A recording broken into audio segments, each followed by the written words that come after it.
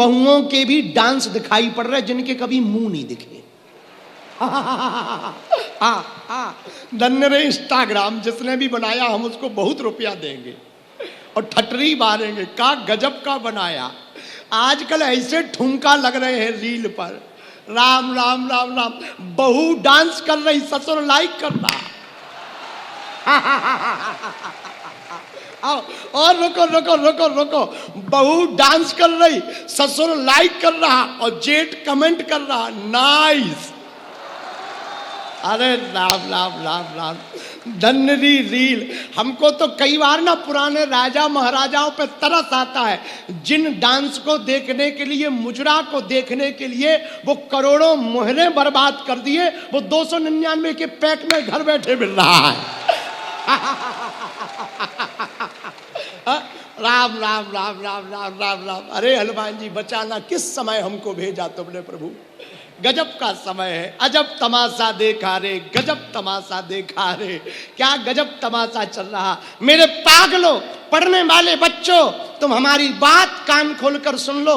तुम हमें मानो या ना मानो, पर माँ बाप को जरूर मानना।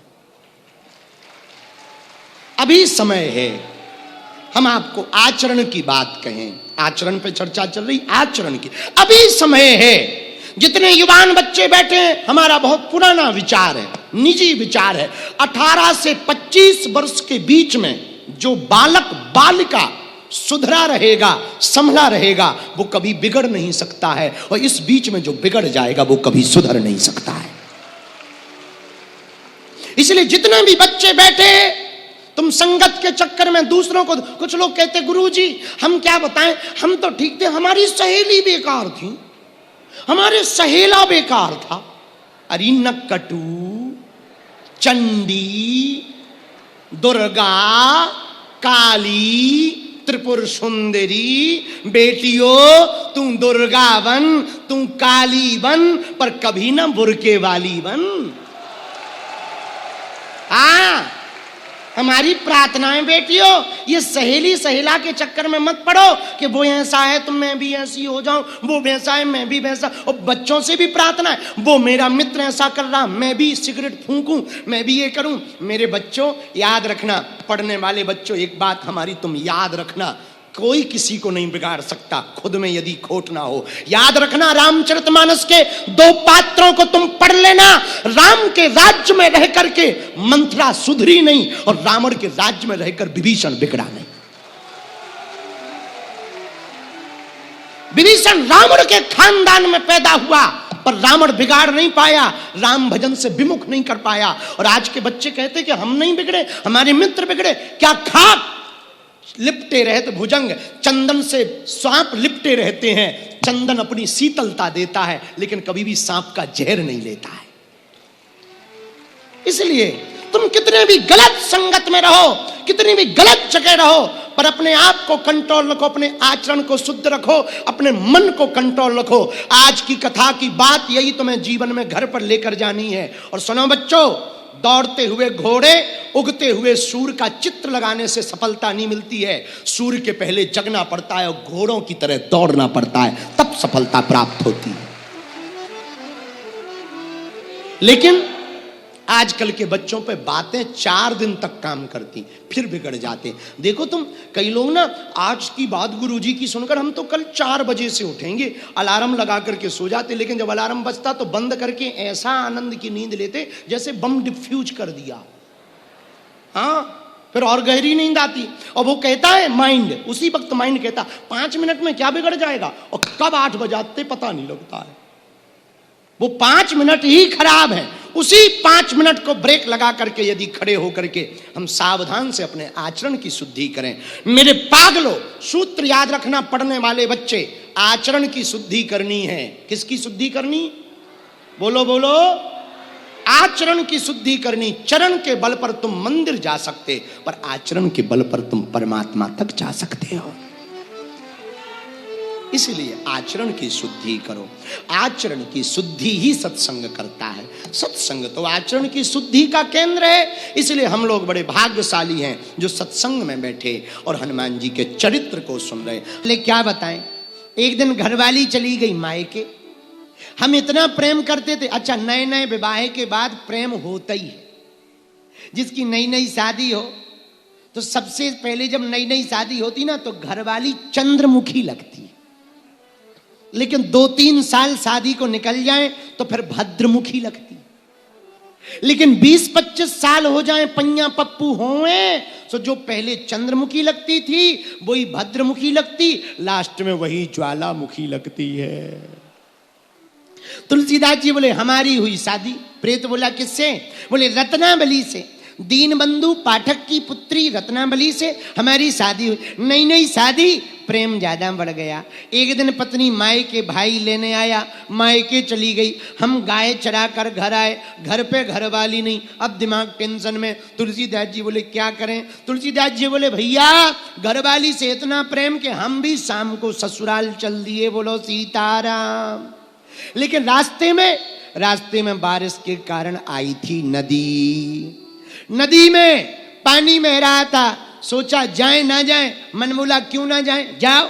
लेकिन नदी भयंकर, एक लगा के लकड़ी आ रही है बहती हुई, इसको पकड़ेंगे पार हो जाएंगे। सोई नदी में कूद गए, जैसे तैसे करके पार हुए। घर पहुंचे तो घर वाली तो सो गई थी। अब पहले फोन थोड़ी चलता था कि हेलो बाहर मिल जाना हमारे, तो फोन थोड़ी चलता था। घर वाली तो सो गई थी। बोलो सीताराम, जोर से बोलो।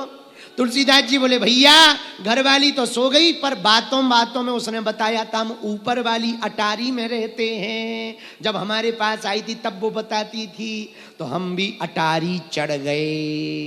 काली काली रस्सी लटक रही थी, रस्सी समझकर अटारी में चढ़ के कूद गए। घर वाली डर गई, ए कौन आया कौन आया? हमने कहा डरो मत भाग्यवान, हम तुम्हारे स्वामी। और ये जैसे ही उसने उजाला किया, दिया जलाई, तुलसीदास जी बोले देवी। तो पत्नी बोली स्वामी आप?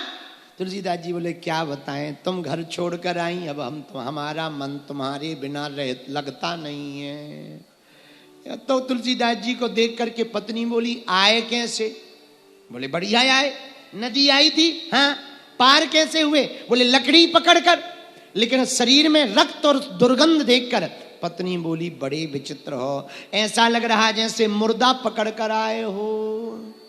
अच्छा एक बात बताओ, ऊपर से चढ़ के कैसे आए? बोले वाह तू बड़ी समझदार है, तूने रस्सी लटका रखी थी। उसने जैसे ही उजाला में देखा, रस्सी की जगह काले काले सांप लटक रहे थे।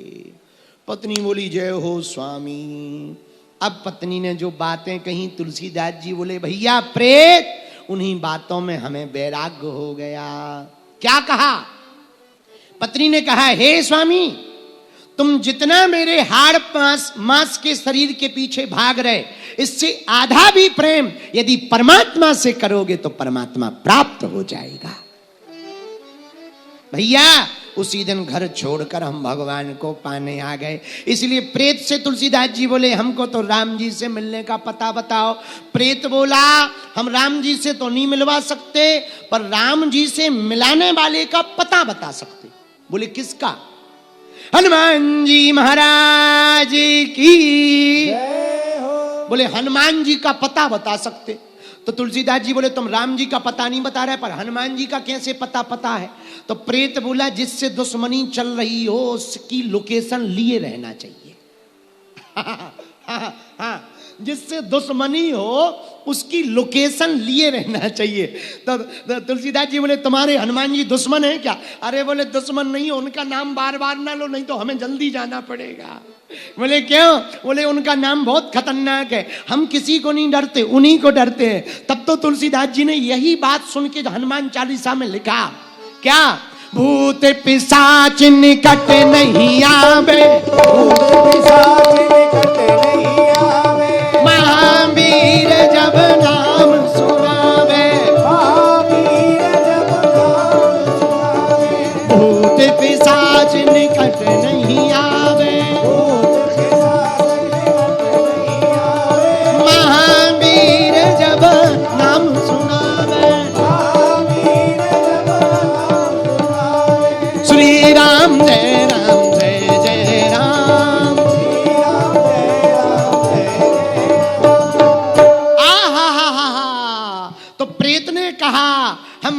जी का पता नहीं बता सकते, पर राम जी से मिलाने वाले का पता बता सकते। तो क्या हनुमान जी राम जी से मिलाते? हाँ, राम दुआरे होते नया आज्ञा बिनु पैसा।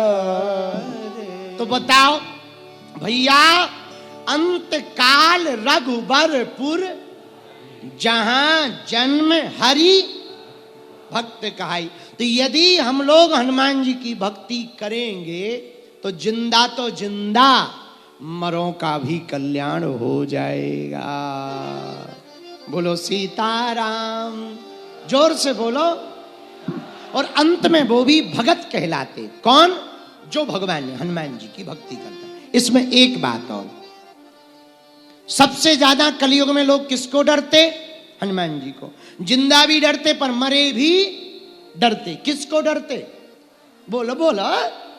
हनुमान जी को। क्यों डरते? दो देवता हैं जो तुरंत न्याय देते, शनिदेव और हनुमान जी। अच्छा, यहां कौन सा मंदिर बन रहा है? मिश्रा जी, यहां बन रहा नवग्रह। क्या बन रहा? बोलो बोलो, अरे जोर से बोलो। लेकिन नवग्रह में कितने देवता हैं? 9।